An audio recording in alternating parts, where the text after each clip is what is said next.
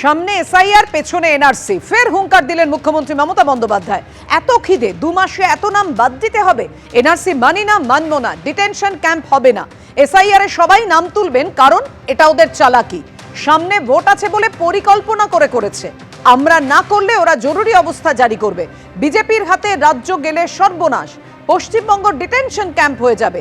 কাউকে ডিটেনশন ক্যাম্পে পাঠাতে দেব না বলে হুঙ্কার মুখ্যমন্ত্রী। তোমরা এখন হাঁটি হাঁটি পা পা করে যাও আর বাংলাকে ভুলে যাও।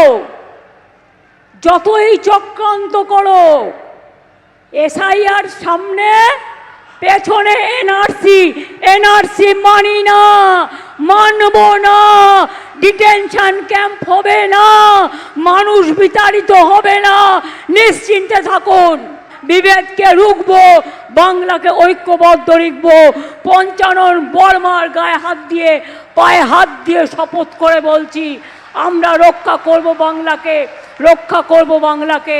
এসআইআর এ সবাই নাম তুলবেন, কারণ এটা ওদের চালাকি। সামনে নির্বাচন আছে, যদি এসআইআর না করতে পারেন, মানে এই জন্যেই প্ল্যান করেছে নির্বাচনের 2 মাস আগে যদি আমরা না অ্যালাউ করি, তাহলে ওরা রাষ্ট্রপতি শাসন করে ভোট করবে। বিজেপির হাতে রাজ্য গেলে বাংলাটা শেষ হয়ে যাবে। আপনার অস্তিত্ব থাকবে না, আপনার ভাষা থাকবে না, আপনার সম্মান থাকবে না, আপনার ঠিকানা থাকবে না। বাংলাটা ডিটেনশন ক্যাম্পে পরিণত হয়ে যাবে। দেখুন, মাননীয় মুখ্যমন্ত্রীর বক্তব্যের আমরা মাথামুন্ডু কিছু খুঁজে পাচ্ছি না। প্রথম কথা হচ্ছে যে এসআইআর এ ভারতীয় নাগরিকদের নাম থাকবে, ভারতীয় নাগরিক যারা নন তাদের নাম থাকবে না, তাদের নাম এসআইআর থেকে বাদ যাবে। আর কেউ যদি ভারতীয় নাগরিক না হন এবং তার নাম যদি এসআইআর থেকে বাদ যায়, অর্থাৎ বাংলাদেশি মুসলিম অনুপ্রবেশকারী এবং রোহিঙ্গা যারা, তাদেরকে তো ফেরত যেতেই হবে। এই বিষয়ে তো কারো কোনো বক্তব্য নেই। মুখ্যমন্ত্রী কি চাইছেন একবার সোজা করে বলবেন কি? উনি কি এসআইআর মানছি না মানবো না করে মুসলিম বাঁচাও, মানে বাংলাদেশি মুসলিম বাঁচাও অভিযান শুরু করেছেন কি? সেই জন্য কি এটা বলছেন? ভারতীয় মুসলিমরা ভারতবর্ষের নাগরিক, তারা পশ্চিমবঙ্গের ভোটার, পশ্চিমবঙ্গের নাগরিক, ভারতবর্ষের নাগরিক, তারা ভারতবর্ষেই থাকবে।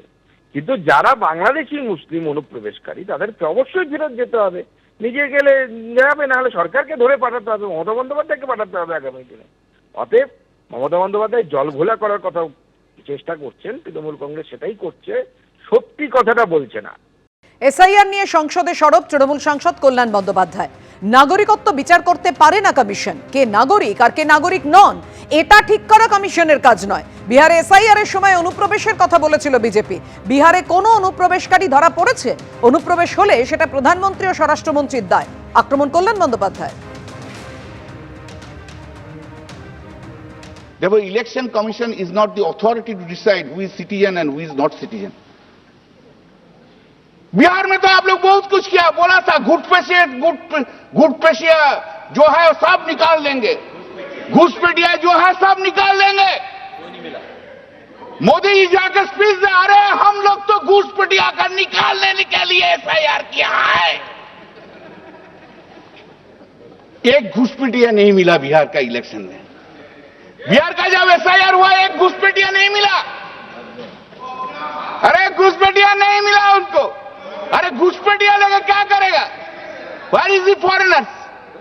You have failed to discharge your duties. If the foreigners have come, override, come, where they have come, BSF could not detect it, CISF could not detect it. There's a fault on the part of the Home Minister and the Honorable Prime Minister. That is not the fault of anyone. ABP Ananda এগিয়ে থাকে, এগিয়ে রাখে।